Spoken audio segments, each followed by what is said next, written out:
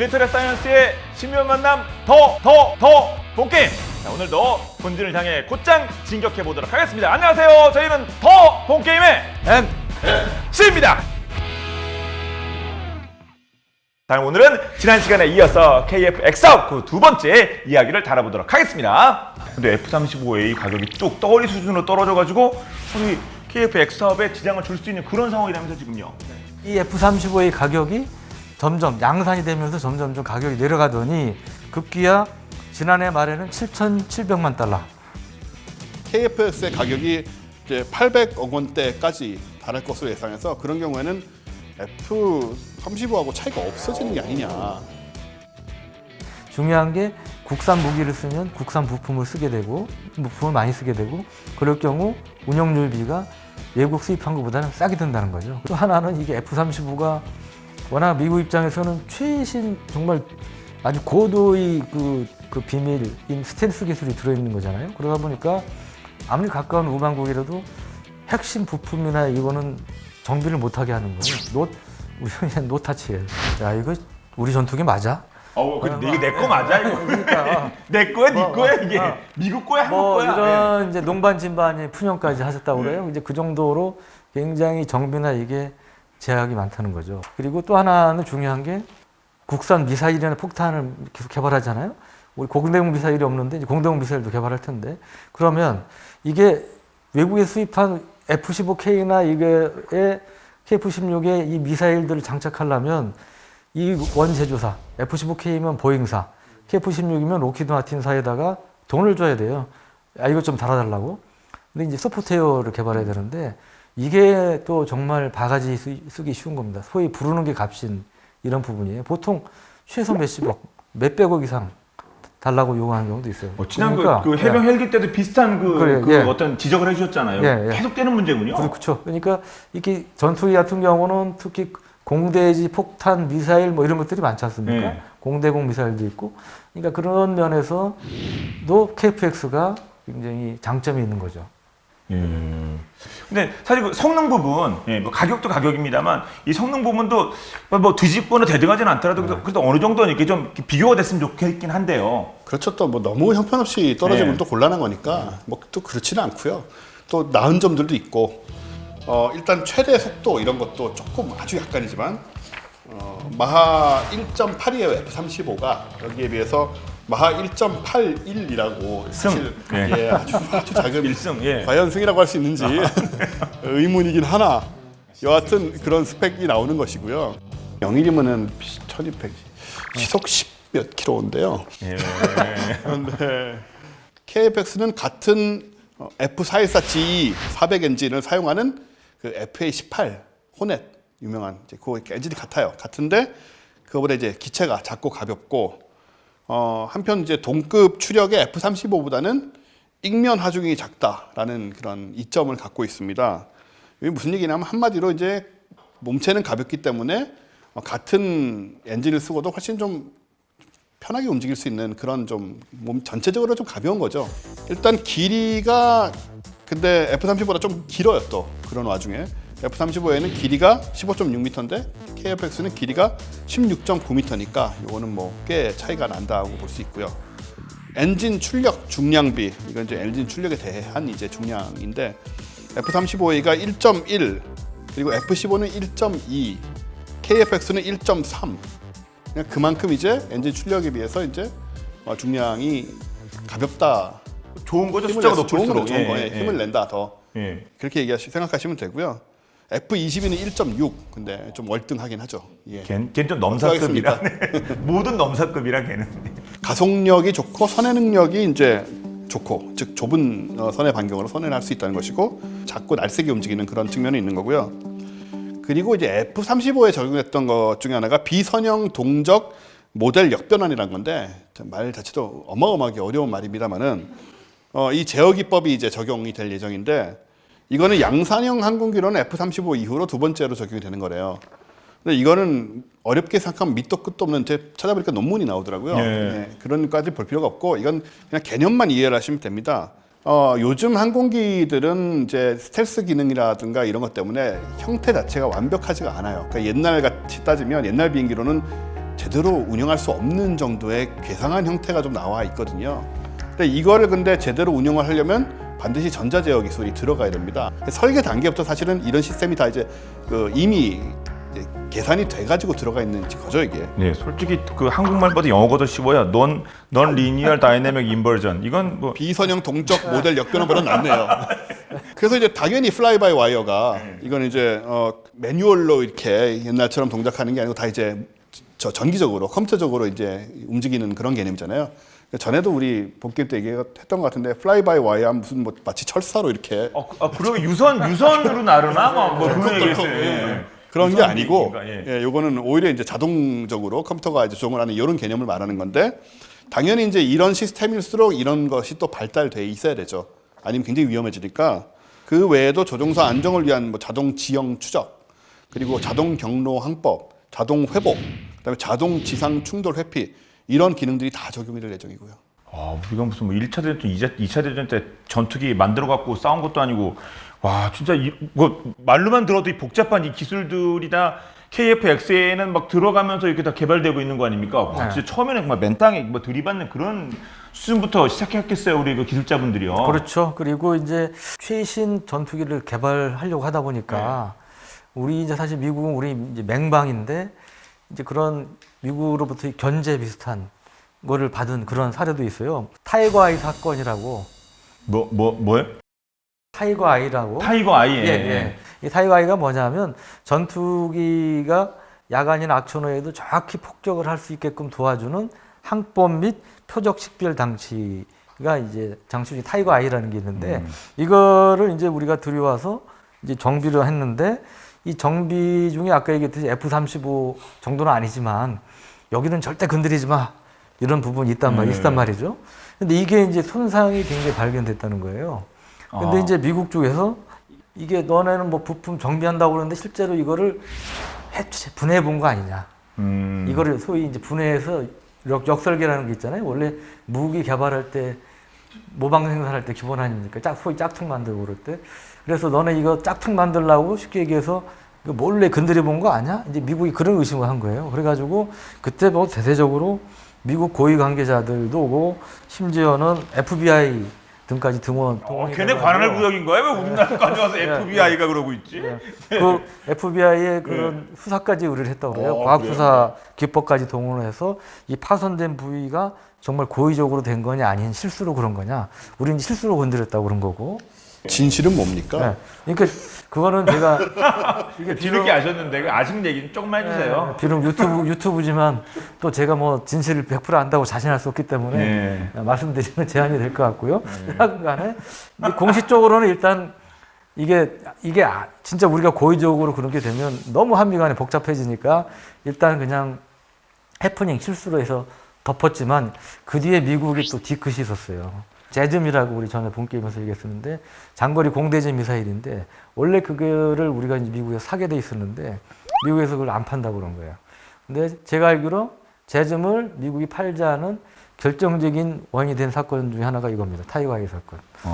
그때도 이제 KF-X를 막 하려고 그런 때니까 그럼 KF-X에 장착하려는 이 소위 야간 항법 및 그 표적 추적 장비 를 한국에서 개발하는데 그 타이거 아이 기술을 빼가지고 개발하려고 그랬던 거 아니냐 그런 의심을 한 거예요. 그래서 상당 한동안 좀 신경전을 벌어지게끔 만든 이제 그런 사건이 있었죠. 네. 우리가 이제 2015년에 F-35 그 도입하려고 할 때 미국의 록히드 마틴이 원래 이제 한국에 제공하기로 한 그 25개 기술이 있었는데 그 중에 4개 아까 말씀하셨던 뭐 적외선 추적 장비라든가 혹은 뭐 전자광학 표적 추적 장비라든가 이런 다기능 위상 배열 레이더라든가 뭐 이런 것들 4가지를 이제 미국 정부가 못 넘겨준다고 얘기를 해버려서 그런 게 또 있었던 거예요. 또 그런 또 2015년에 꽤 문제가 됐었어요 이때. 또 견제 비슷한 게 또 들어온 거예요. 견제구가 또 들어온 거예요. 그랬었죠. 이거를 못 갖고 들어오면 솔직히 의미가 좀 없기 때문에 F-35를 도입을 하는 그때 문제가 많이 있었는데 특히 이제 나머지는 그렇다 치더라도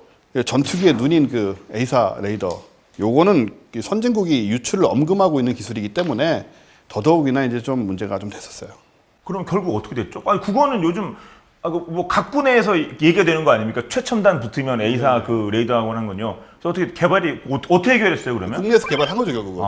예. 세계에서 11번째로 국산 A사 레이더는 잠자리 혼눈 같은 모듈 1088여 개를 원형판에 박아놓은 거거든요. 모듈마다 레이더파를 내보내요. 그러니까 1088개가 지금 이렇게 레이더파가 나가는 것이고 각각 표적을 탐색이 되니까 눈이 1088개다라고 보시면 되고 미국 이제 F-35의 A사 레이더 같은 경우에는 1200개의 모듈로 구성이 되어 있지만 사실 뭐 큰 차이가 난다고 할 수는 없죠. 이 레이더는 또 F-15K의 그 기계식 회전 레이더 같은 거하고 달라서 전자식으로 레이더 빔을 조사를 하게 되는 거고요. 그래서 수십 개의 표적을 1088개씩 할 수 있는 건 아니더라도 수십 개의 표적을 동시에 이제 신속하게 탐지 추적을 하게 되는데 탐지 거리도 이제 110km 이상이라 꽤 멀고요. 공중은 물론이고 지상의 이동 표적까지도 추적을 할 수 있고 그래서 KF-X에 장착된 미사일이 바로 이제 지상까지 타격을 할 수 있는 이런 시스템이기 때문에 굉장히 중요했고 이걸 이제 우리가 개발했다는 게 굉장히 큰 의미가 있죠. 그걸 만든 곳이 저희가 그 작년에 갔다 왔던 대전 ADD? ADD가 기술은 가지고 있고 만드는 거는 이제 국내 H 시스템이 예. 제작을 하고 있고요. 제가 H 시스템을 가봤습니다. 이것도 보셨어요? 네. 딱 우리의 자랑 이렇게 그 자체가 사실은 자세한 내용 보안이어서 보기만 하고 찍지는 못했어요. 예. 근데 그 모듈 숫자도 사실 아까 말씀하신 것보다 좀 더 많아질 수도 있어요. 네. 그 거의 F-35급으로 끝까지 발전할 수 있다는 그런 얘기도 있습니다. 1088개인데 이게 누가 가서 세 번 것도 아니고 이게 오피셜은 아니고 근데 말씀하실 수는 없는데 이것도 네. 또 나는 비밀에 대하는 거군요. 예. 우리 1200개라고 했는데 F-35가 예. 한 개만 더 붙이면 안 될까요?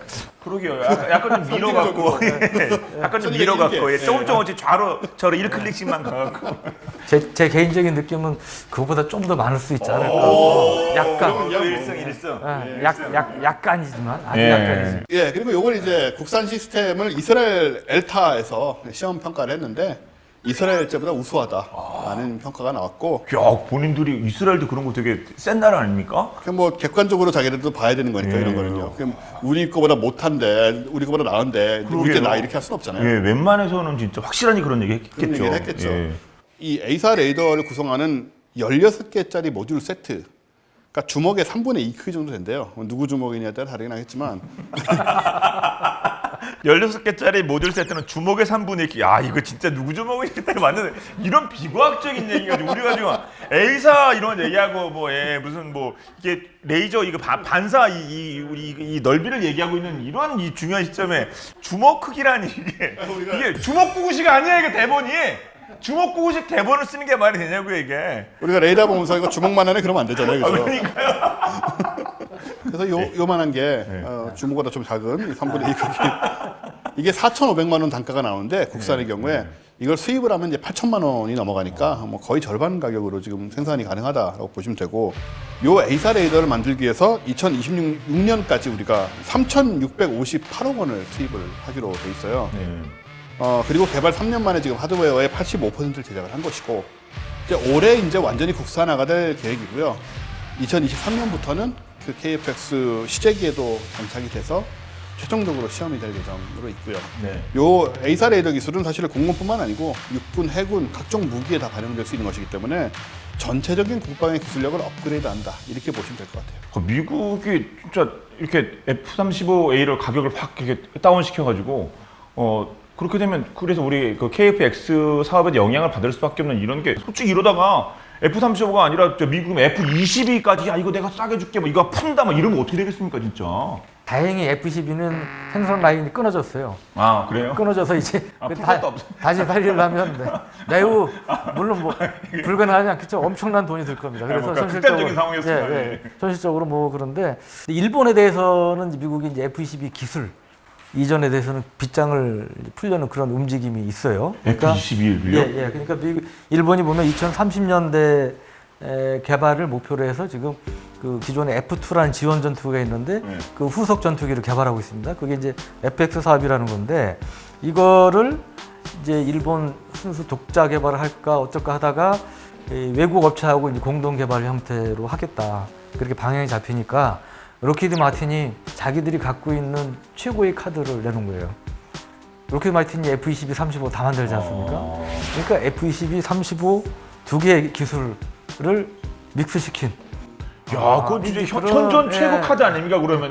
그런 거를 줄 수 있다 이런 식으로 일본에 제안한 걸로 이렇게 이제 알려주고 있어요. 그러면 페이퍼상으로 보면 거의 현존 최고의 카드처럼 보이죠. 근데 어떻게 됐을 것 같습니까?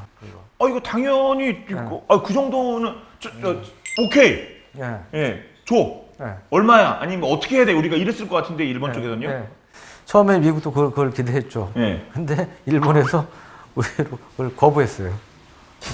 일본이 뭐라고 했어요? 옥수수 250만 톤을 샀는데? 그래요? 그러니까 이게 지난 4월에 일본 자위대 산하의 방산 획득 및 기술 군수지원청, 영어로 얘기하면 ATLA, 아틀라라는 기구가 있는데 그 일본의 5세대 FX 전투기 사업에서 미 로키드 마틴사가 제안한 기술 협력 방안을 수용하지 않기로 했다고 발표를 했어요.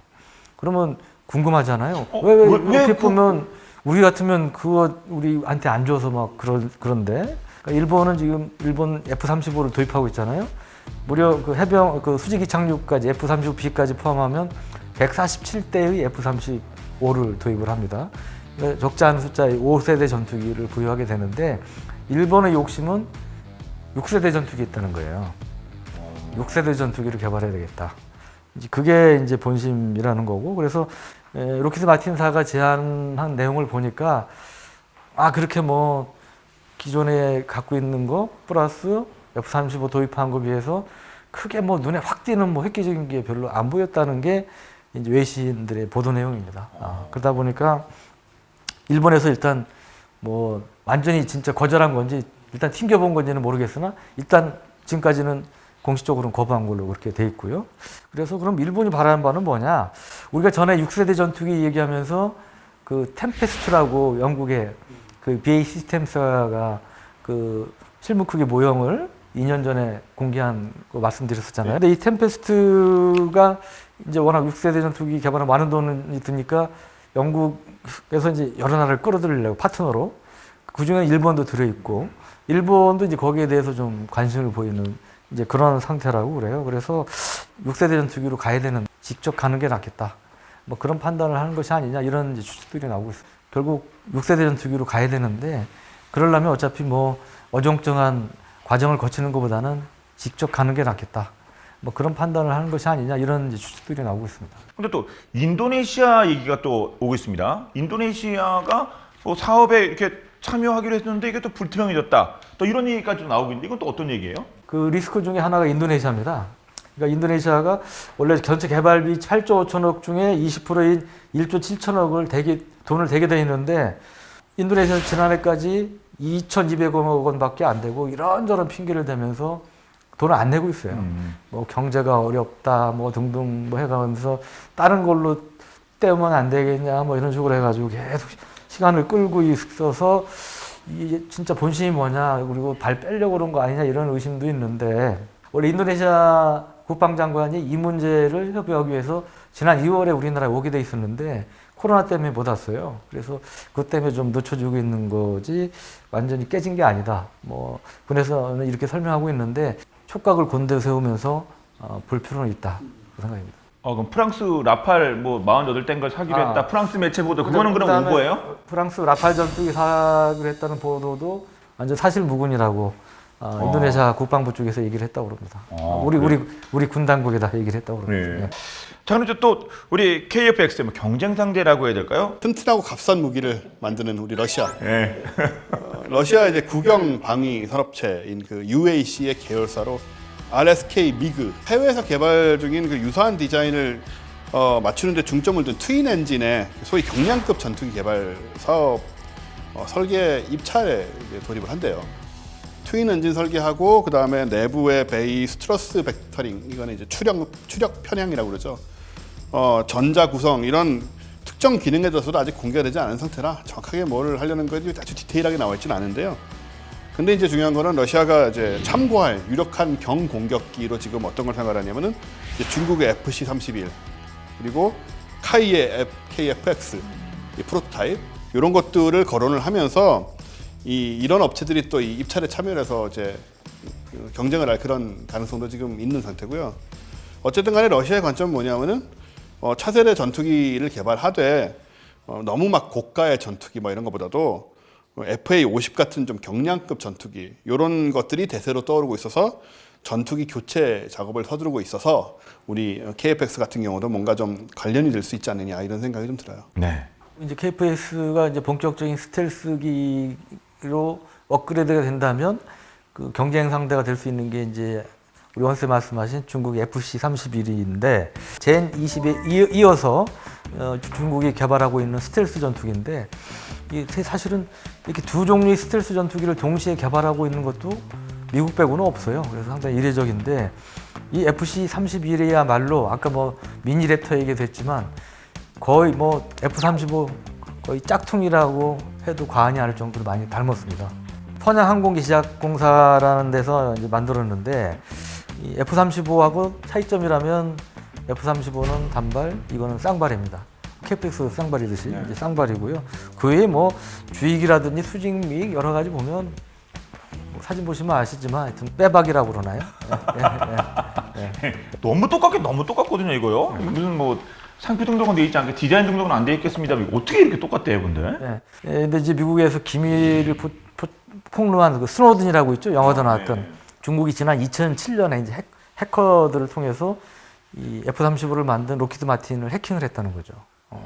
트럼프 대통령도 이에 대한 언급을 좀 했었어요. 그래서 대노했었다고 그러고요. 문제가 이제 KF-X하고 겹치는 부분들이 있는데 그럴 경우 이제 가격 경쟁력이 문제가 되겠죠. 가격 경쟁력이 F-31의 경우는 7천만 달러 안팎으로 예상이 된다고 그러는데 우리가 이제 방사청에서 비공식적으로 얘기하듯이 뭐 700억 원대 어간 또는 그 밑으로만 유지가 된다면 뭐 경쟁력이 있을 수 있고요. 800억 원대가 된다면 이것도 또 좀 애매해지는 상황이 될 수가 있을 것 같습니다. 그렇군요. 네. 좀 이렇게 말씀을 드리면 들을수록 자, 우리 미래를 생각해서라도 KF-X 사업 끝까지 정말 성공적으로 잘 이루어졌으면 좋겠습니다. 자, 파이팅! 이런 말씀을 드리고 싶네요. 자, 그래서 오늘 쭉 이렇게 KF-X 사업에 대해서 살펴봤는데 전체적으로 어떠셨습니까? 소위 얘기한 국뽕 계열로 좀 말씀을 드렸는데 이 F-35하고는 사실은 같은 급이 아닙니다. 누차 말씀드리지만 이 원래 목표치가 다른 이제 항공기인데 어떻게 하다 보니까 이제 경쟁 상대가 될 수 있는 이제 그런 부분이 있는데 우리가 또 이제 부분에서 봐야 될 게 이 판매 대상 국가들이 달라요. 그러니까 F-35의 경우는 예를 들어 인도네시아 같은 경우도 약간 그러니까 회교 이슬람 국가라든지 이런 데 쪽은 미국에서 F-35는 안 팔라고 그런다고 그러지 않습니까? 아프리카나 중남미나 그다음에 동남아시아 이쪽의 친중 국가들한테는 F-35를 안 팔 겁니다. 우리는 어느 정도는 팔 수가 있죠. 미국하고 갈등 관계가 생기지 않을 정도의 나라라면 그건 우리는 팔 수가 있죠. 그러니까 그런 면에서 이제 판로가 달라요. 우리가 이제 KF-X가 좀 희망을 갖고 할 수 있는 부분이 있고 앞으로 말씀드린 이제 인도네시아 문제, 그 다음에 가격 경쟁력, 가격 단가를 낮추는 게 사실 굉장히 큰 숙제입니다. 그래서 그거는 뭐 방사청뿐 아니고 이 주도하고 개발을 주도하고 있는 카이를 비슷한 업체에서 힘드시지만 상당히 노력을 해야 될 이제 부분일 것 같습니다. 네. 그래서 당연히 우리나라도 어쨌든 만들 수 있는 거는 만들어가는 게 맞고 그런 식으로 접근했을 때 항상 이제 미래에는 좋은 결과가 나왔기 때문에 지금도 말씀하신 것처럼 F-35하고는 별개로 요거는 또 열심히 또 해나가야 되는 그러다 보면 나중에 분명히 그만큼의 대가로 돌아올 것이다. 그런 느낌을 갖고 있습니다. 네. 이 자주 국방에 대해서 우리 그 더 본 게임 팬분들 많이 관심 갖고 계시는 것 같은데 여러분 계속 이렇게 지켜봐 주시고 응원해 주시기 바랍니다. 저희도 여러분과 함께 하도록 하겠습니다. 자, 이렇게 해서 자, 오늘 KF-X에 대해서 살펴봤고요. 저희는 다음 시간에 더욱더 화끈한 무기 이야기로 돌아오도록 하겠습니다. 지금까지 저희는 더 본 게임의 S 지였습니다. 고맙습니다. 네, 감사합니다. 네, 고맙습니다.